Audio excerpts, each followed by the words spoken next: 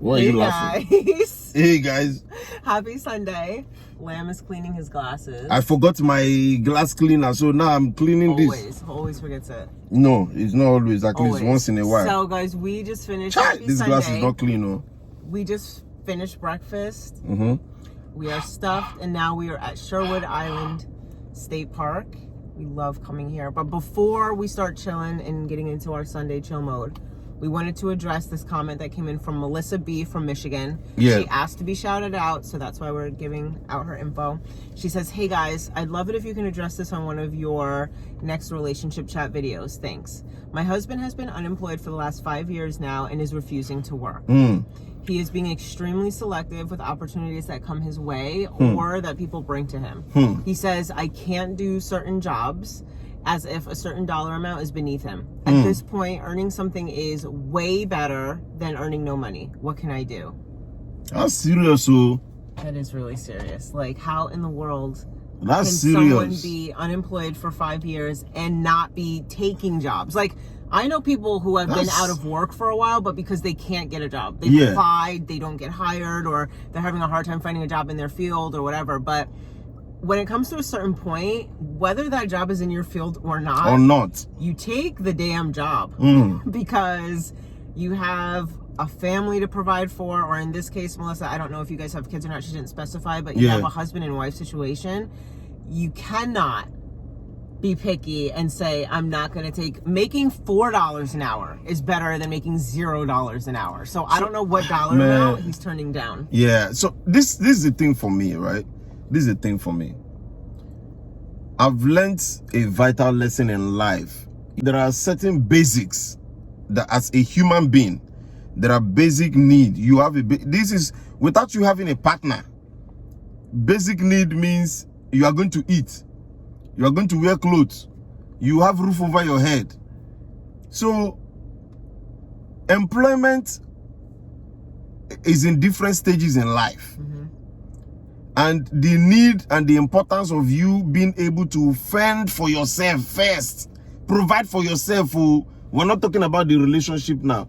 So, which simply means, if I'm going by the way Melissa has put this message, he has been living comfortably off of Melissa for the past 5 years. Because if Melissa is not providing and is not providing, is manna falling from heaven that they are eating? What are they eating? That's one.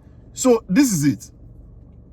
I've seen situations where cases like this, and I'm going to use myself. You know, one thing we love about us is we like to use ourselves as examples. So, Melissa's husband, Abi, was your... She didn't want to throw her husband out there. Yeah, but Mr. Melissa B, you know, I'm talking to you. I remember when COVID happened. Before COVID happened, I was just gradually beginning to get opportunities for me to start showcasing my talents in America, you know, but nothing substantial. And I told, this is my wife. I told, she was the one that has a good job. She was providing, but I was not comfortable. Do you understand me, Mr. Melissa B? Are you listening?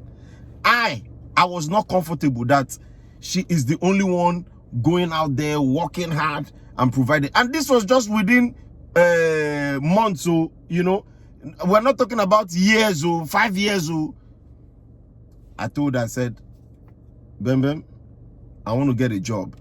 And I started crying and threw myself. No, that was not even the day you cried. Oh no, yeah. I said I want to get a job. She said no. I was like, no, I don't want you to have a job. No. She said she doesn't want me to have a job because I want you to keep pursuing my dream, what I do. But in my mind, I said, what I'm doing is not turning into money right now. It's not turning into money right now.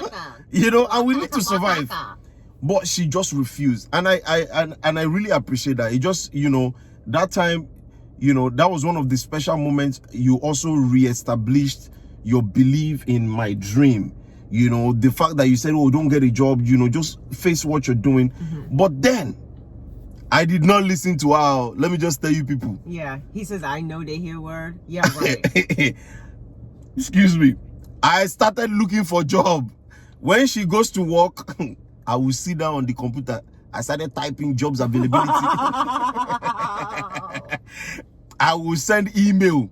I don't have resume in America. I don't have anything. This my glasses is not clean, no, but I'll use it like that for you people. I don't have resume in America, nothing. But I was applying for jobs.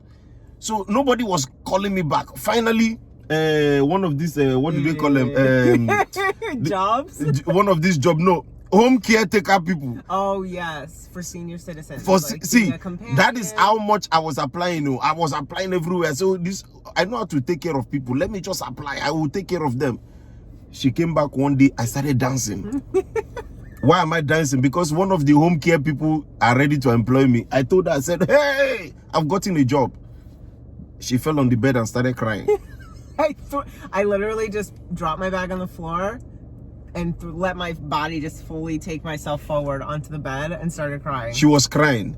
I don't want you to, that's not the you know, I don't want you to lose focus of your dream. I do not want you to come here and start getting a job and then getting lost and off track and away from what you want to do. Yep. It happened to me. I don't want it to happen to you. Yeah, and I sincerely appreciate that. But then, as a man, I could not stand the fact that she wakes up every day and go out and walk, bring money home, and then me now, knowing that nothing is happening, I will just sit down there and be doing what? No. So I was applying everywhere. But after applying for that home caretaker job, problem now came.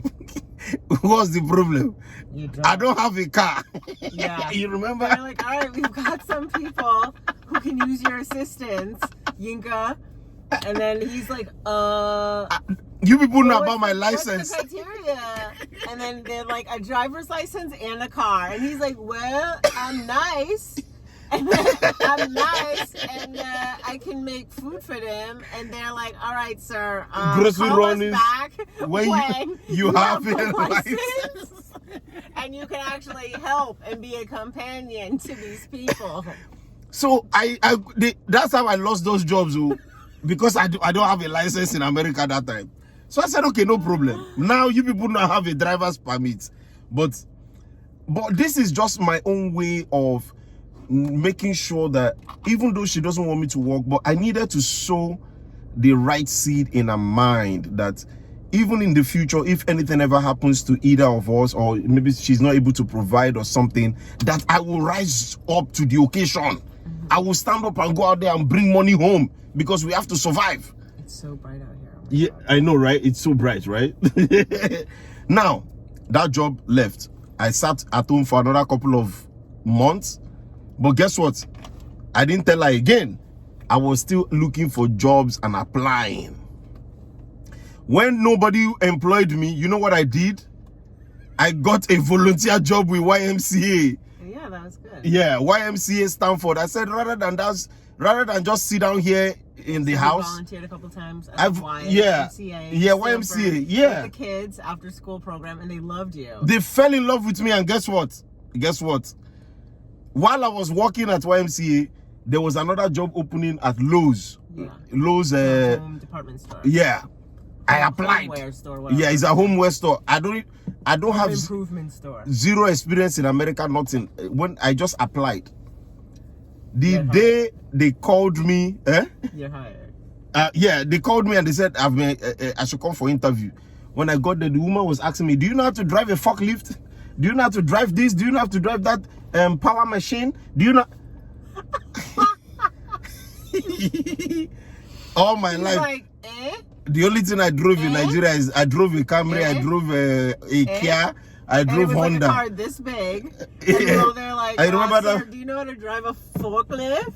I said, where do I start that one He from? said, And then they were showing me, you know those ones that it will carry like a pallet all the way up and put it in there.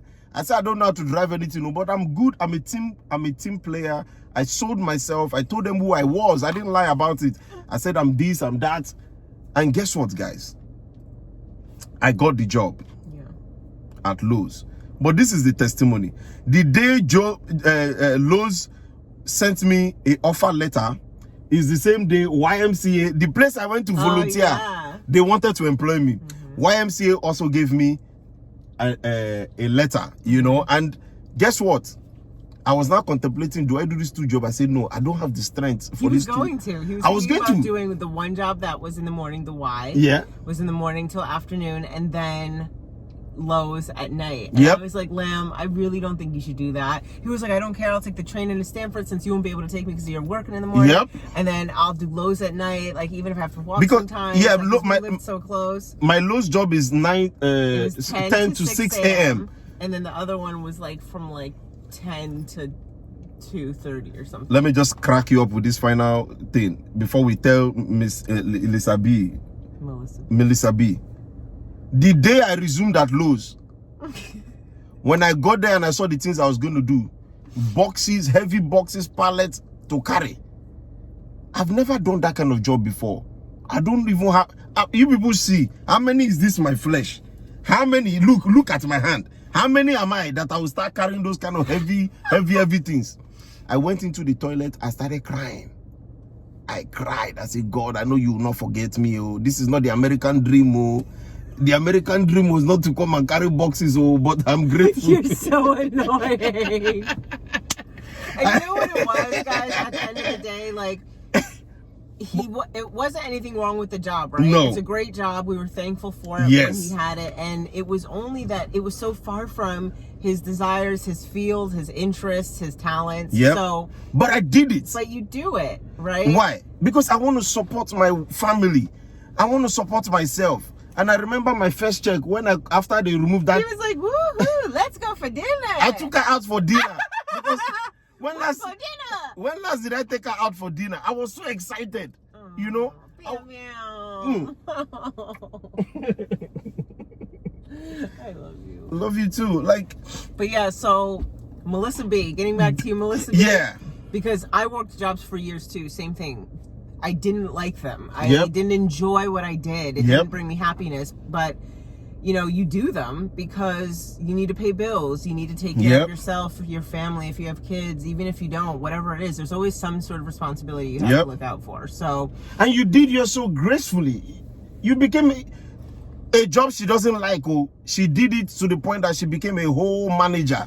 You know what that means? A whole property manager. She was a property manager, left from that to run. She was managing one of the biggest malls, you know, working with a management team. But what I'm trying to say is, you did what you have to do. It's called #adulting, Melissa B's husband. Yeah, Mr. Melissa B.